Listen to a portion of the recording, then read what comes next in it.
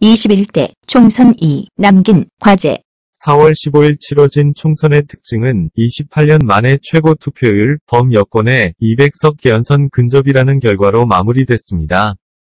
1992년 총선은 수구 정권과 보수 정당들의 야합에 의한 3당 합당 이후 최초로 이루어진 국회의원 선거였습니다. 개인적으로 참여정부 2기라 생각하는 현 정권 중간평가 성격을 띠었던 근본 총선은 1기 정부 임기 중 총선과의 데자뷰, 나아가 그 확대를 느끼게 합니다. 1기 정부에서는 대통령 탄핵 역풍이, 2기 정부에서는 코로나가 예상을 뒤엎은 압승의 원인이 되었음이 다를 뿐입니다. 그런 의미에서 나는 이번 총선 여당 압승 최대 공로자는 주연 정은경 질병관리본부장, 조연 이만희 신천지 교회 목사가 아닐까 생각합니다. 국내 코로나 확산 초기 누구도 예상치 못한 대구, 경북 지역 대규모 확산, 국민 머릿속에는 신천지 교회가 거대 악으로 이에 맞서는 정부는 정의위 투사처럼 그려졌고 코로나 퇴치 관련 정부 대변인 격인 정은경 본부장의 정직하고도 신속한 현황 보고, 그리고 코로나 급속 확산 정점 통과는 한편의 감동적 드라마를 보는 듯 했습니다. 이에 대한 전 세계적 찬사는 문재인 대통령을 제2위 봉준호 감독급 슈퍼스타로 만들어 하락세이던 지지율 가리킴 바늘을 단번에 꺾어 올렸습니다. 그러나 1기 정부의 총선 결과처럼 이번 결과 역시 여당 정치인들의 노력 결실이 아니었다는 점을 간과하면 안 됩니다. 1기 총선 대승으로 다수 탄도리들이 국회에 입성했으나 결과는 정권교체, 그것도 연이어 2번씩이나 인초가 나서 촛불혁명 탄핵을 하고서야 반동의 역사는 멈추었습니다. 야당 시절 대안부재론 신봉자였던 기존 여당이 되어서도 개벌은 남주지 못함을 전제로 전세계적 코로나 후폭풍, 글로벌 경제위기를 헤쳐나가야만 할 21대 국회에 대한 노파심 몇 가지를 정리합니다. 21대 국회가 마무리된 이후 이는 저의 기우에 불과했음을 확인한 전 국민의 비웃음을 받게 되기를 기원하면서 첫째, 국회 공전 온갖 특혜와 고임금 별정직 보좌진을 거느린 국회의원, 그러나 주지하다시피 그들의 가성비는 최악. 민초는 누군가 대정치를 수행할 사람이 필요하다는, 그러기에 탄생한 필요악이라는 생각을 지우지 못하고 있습니다. 국민의 대변자인지 이익단체 열혈 구성원들인지 20대 국회는 역대 최악의 공전 국회로 기억됩니다. 3김 시절 국회의 장외투쟁은 민주화 또는 독재타도 등 민초 공감대를 형성하는 대의명분이라도 있었습니다. 20대 국회, 수구 야당의 장외투쟁 등 국회 공전은 반대를 위한 반대, 여당 발목 잡기 수준을 벗어나지 못하는 이익 집단의 결사땡깡 수준으로 이를 지켜보는 민초에게 분노와 증오만을 양산시켰습니다. 누구를 위한 대정치 대표자인지 이해를 거부하는 수구 정당에 대한 민초 심판이 촛불혁명이었으며 철옹성만 갔던 지지율에 4연패라는 참혹한 패배를 안긴 것이었으나 안타깝게도 그들의 정치 철학 부재가 변화될 가능성은 제로에 가까워 보입니다. 이번 총선 결과 개헌 저지선이나 가까스로 유지한 수구 정당, 그들이 표 대결에 더욱 열악해진 21대 국회에서 개과천선하리라 민초가 믿었다면 총선에서 참패를 안기지도 않았을 것입니다. 국회 공전을 통한 관심 끌기, 존재감 증명 이외 21대라고 별다른 대책이 있을 것 같지 않은 수구 정당, 그들은 국회 선진화법 악용을 강화할 것이고 여당은 저것 봐라, 저게 수구의 본 모습이다라는 대국민 선전전을 또 다시 즐긴다면 21대 국회는 20대 국회를 능가하는 공전 국회가 될 수밖에 없을 것입니다. 거대 양당이 이처럼 희희낙낙할 수 있는 이유는 이번 비례대표제 개정의 결과가 보여주는 것처럼 어차피 민초는 둘 중 하나를 선택할 수밖에 없다는 제도적 한계를 정확히 악용하고 있기 때문이라 생각합니다. 둘째, 개헌 이미 개정 30년을 훌쩍 넘긴 대한민국 헌법은 급변하는 국제정세와 한 세대를 넘겨버린 국내 생태환경의 변화, 기득권층 특권 내려놓기를 수용하기에 임기치를 넘어섰기에 어느 정당이나 대선 때마다 개헌 공약은 단골 레파토리였습니다. 당선자 수 개헌선에 근접한 범여권은 수권 사업 해결에 절호의 기회를 맞은 듯합니다. 그렇기에 21대 수구 정당은 범여권 입맛에 맞는 개헌 저지에 총력전을 펼칠 수밖에 없을 것입니다. 여기서 살펴보아야 할 것이 거대 양당의 실체입니다. 하나는 수구 정당, 다른 하나는 수구를 지향하는 보수 정당. 우선 여당이 얼마나 개헌 논의에 적극적일지 우려됩니다. 또한 개헌 범위에 민초 생존을 위한 미래지향을 얼마나 수용할지 역시. 지난 20대 국회 범여권은 패스트트랙이라는 꼼수를 쓰면서까지 공수처법을 통과시켰고 이 법률은 시행을 앞두고 있습니다. 그러나 고위공직자범죄수사처의 수장을 국민투표에 붙이는 권력으로부터의 독립에 대한 논의는 안타깝게도 찾아볼 수가 없네요. 저는 이를 기존 기득권이 민초를 위한 기관으로까지 존재시킬 위사는 없다 표현하는 것과 다르지 않다 생각합니다.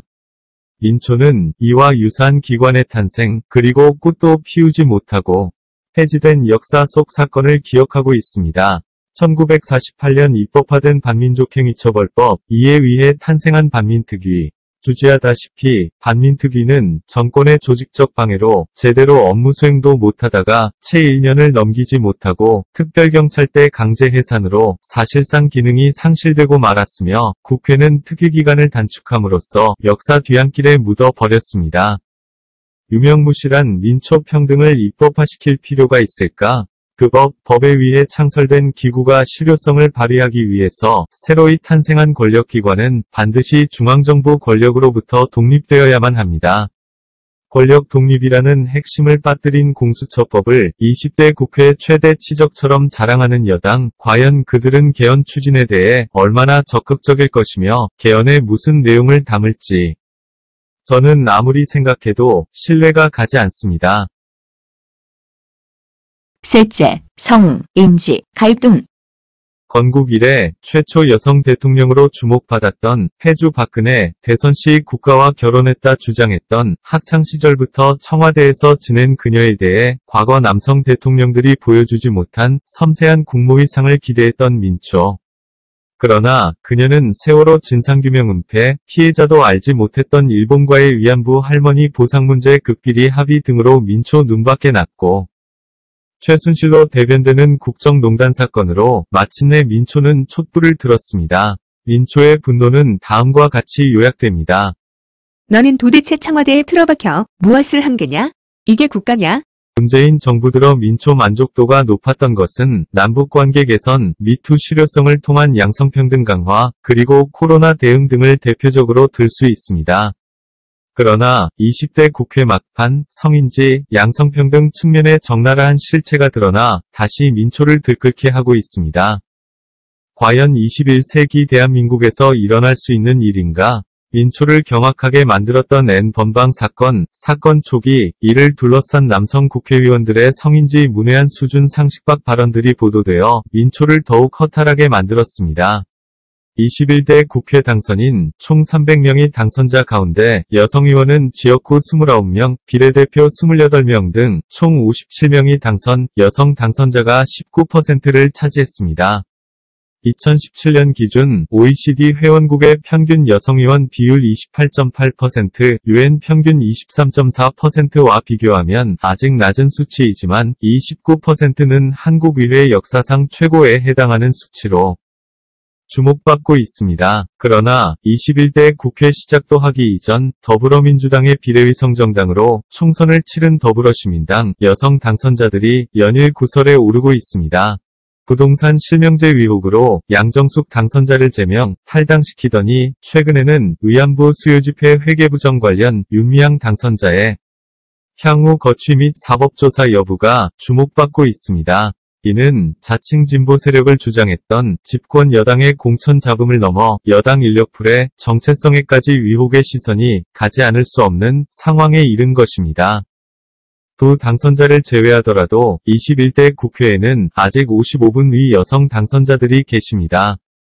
부디 이 분들이 21대 국회에서 아직 미흡하기만 한 대한민국 성인지 양성평등 등 여성 인권 문제에 괄목할 만한 성과를 내주시기를 기원합니다.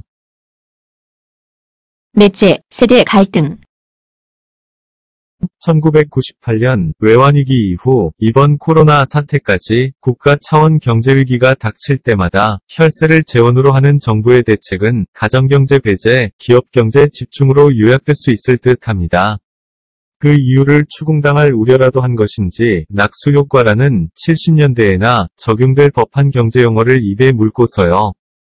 가계 소비 부양을 통한 기업 살리기가 아닌 기업의 자금 지원 집중을 통한 위기 돌파책은 수출기업 부양을 통해 국가 경제 파이를 유지할 수는 있겠지만 그 피해는 고스란히 가계가 떠안게 됩니다. 그나마 이번 코로나 사태에 정부가 기본소득 논의를 시작한 것은 다행스러운 일입니다.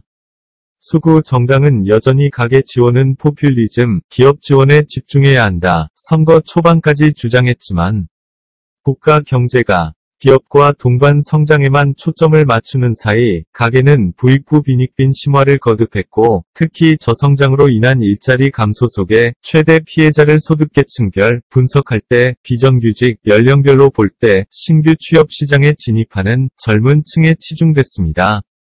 젊은 층의 희생을 전제로 한 국가 경제정책이란 거시적 측면에서 갈수록 소비시장을 위축시킬 수밖에 없습니다. 예정된 국내 경기 장기 불황은 장기적으로 기성세대마저 노후 대책 불가의 늪에 빠뜨립니다. 국회의원 평균 연령이 50대 중후반이었던 20대 국회 젊은 층을 향한 소득 분배에 둔감할 수밖에 없는 국회 구성원들 사이에서 제대로 된 세대 갈등 해소 입법안이 나올 수 있는 인적 환경 자체가 결여되었습니다. 40세 이하 즉 2030 국회의원은 20대 국회 단 3명에서 21대 13명으로 수치상으로는 대폭 증가했습니다. 그러나 21대 당선자 평균 연령은 약 55세이고 21대 국회가 막을 내릴 때에는 60세에 근접하게 됩니다. 전체 위원 10%에도 미치지 못하는 초선 의원들이 노회한 대다수를 상대로 청년층 소득 분배 정상화를 위해 어떤 역할을 해낼지 귀추가 주목됩니다. 청년층 감소, 노년층 증가라는 인구구조 변화 속에 자신의 노후는 물론 유권자 변화에도 부합하는 노년층 중시 청년층 현상 유지를 통해 자신의 노후 대책과 자식의 아빠 찬스를 강화하고자 할 가능성이 높은 기존 의원들의 두터운 벽을 부디 새로 수혈된 2030 의원님들이 슬기로운 의정활동을 통해 청년위기의 해결책을 제시하게 되기를 기원합니다. 5째, 지역 갈등. 삼김 시대의 폐막과 함께 갈수록 옅어질 것으로 예상했던 지역 갈등은 이번 총선에서 오롯이 부활했습니다. 정책보다 지역 갈등에 기대어야 정치 생명 연장에 유리한 기성 정치인이 사라지지 않았을 뿐 아니라 미워할 대상을 유지시킴으로써 착취에 대한 증오 방향을 호도하려는 기득권이 건재하다는 의미이겠지요. 남북으로 동서로 갈라진 한반도 지역 갈등 해소는 반드시 비용을 요구합니다. 남북 관계에 있어 통일로 인한 비용이 분단 유지 비용을 초과한다. 민초가 확신하게 되면 민초 통일 열기는 냉기류에 머물 수밖에 없습니다. 동서 갈등 역시 마찬가지입니다. 실존하지 않는 적에 대한 미움으로 반계급 투표를 하고 그 결과 나를 경제적으로 종속시키는 계급 이익에 나의 미래를 위탁하는 지역 갈등이라는 우상 숭배는 민초를 국가의 가축화된 삶으로 인도합니다. 지역 갈등이라는 우민 정치의 강화, 그 결과가 총선 결과로 두드러지게 나타난 것을 안타깝게 생각합니다. 21대 총선 과정, 이성을 마비시키는 몰상식이 없지 않았으나 민초는 놀라운 판단을 내려주셨습니다. 이제 죽기 전에 진정한 진보와 보수가 치열한 정책 선거를 벌이며 민초가 계급이익에 부합한 이성적 한 표를 행사, 그 결과에 유권자가 겸허히 승복할 수 있는 멋진 선거 보기만을 기원하면 될 듯합니다. 21대 국회, 온 국민이 환호한 영웅들의 말잔치 시간들로 역사에 기록되기를 간절히 기원합니다.